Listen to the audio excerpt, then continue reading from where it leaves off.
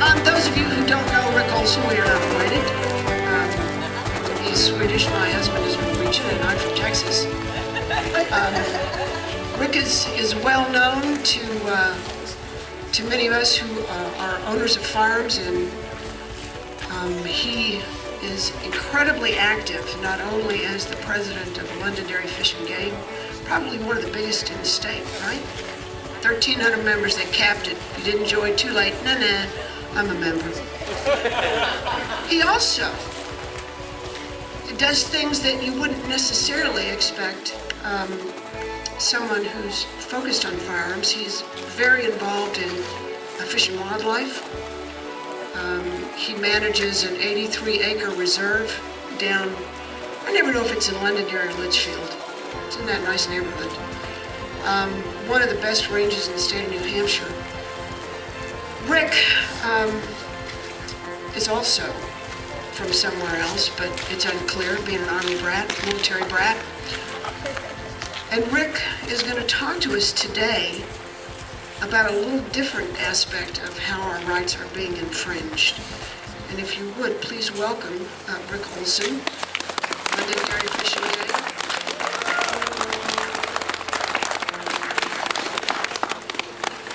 Probably a lot of you know me as a writer for Granite Grok.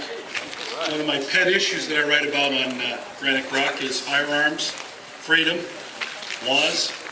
And you know, pretext and context are some of my favorite topics because, you know, there's a small band of progressives, liberal progressives.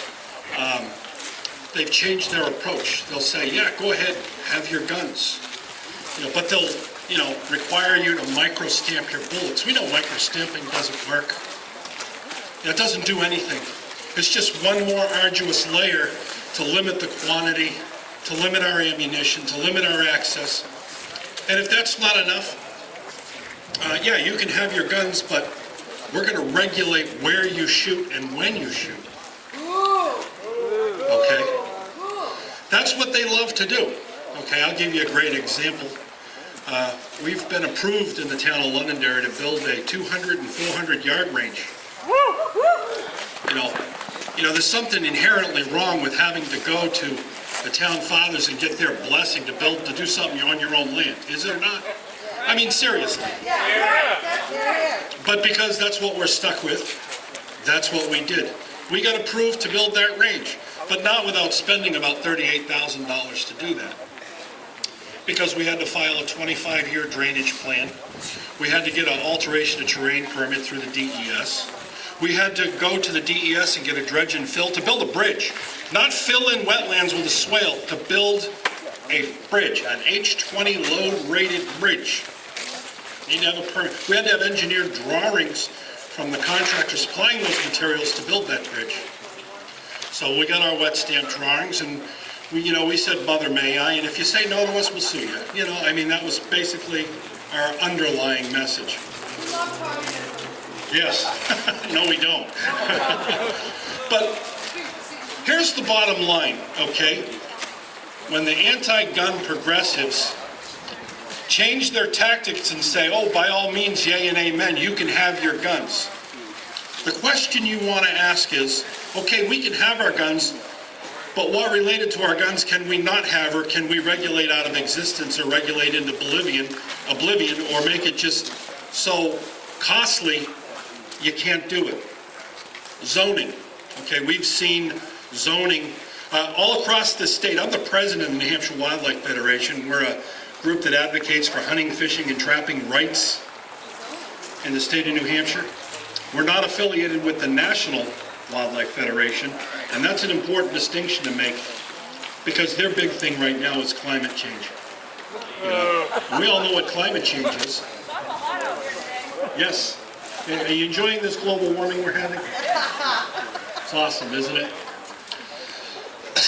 Well, we're what we call, in slang terms or pedestrian terms, we're a hook and bullet organization. We're going to advocate for your right to hunt, fish, and trap. You know, and that's an important aspect of our heritage here in New Hampshire. We have an 83-acre facility over in Londonderry, New Hampshire. Only 6.5 acres of it is dedicated to range facilities and buildings and things related to what a fishing game club does. The remainder of that property is just raw land where our members come on our property and they can hunt, they can fish, and they can trap. They can use their firearms with complete freedom on our property. Our property is also not posted, so other people who are not members can access our property, not through our gates, but through the Musquash Conservation Land. So the message we send in southern New Hampshire, where we have so many moving up from the south and more restrictive venues, is freedom. Okay, we're not going to encroach on your freedom to hunt, fish, and trap. We're not going to encroach on your freedom, and we're not going to infringe with a bunch of silly rules about what firearms you can use and what you can't use at our range. We're one of the few ranges in the state that has a range that's solely for Class 3 firearms, and believe you me, it gets some use. Okay? We take good care of our property. We clean up after ourselves. We're self-policing. We don't need the government making rules and telling us how to do it. Because we're all proud of our property. We own our property. This is a member-owned, member-managed facility. And so I don't want to take up a lot of time talking about all this stuff, but I want to leave you with this one thought, okay? There's some here that own large parcels of land. You have a right to shoot on your own land. And don't let anybody ever tell you otherwise, okay? Don't let them create zoning that says, oh no, you can't use rifles here. If you've got the space and you can do it safely, you do it. That's the main thing. Because that's the next context, is municipal zoning. That's how they will whittle away at your Second Amendment rights. So please bear that in mind and keep an eye on your town fathers and who you elect. Thank you very much.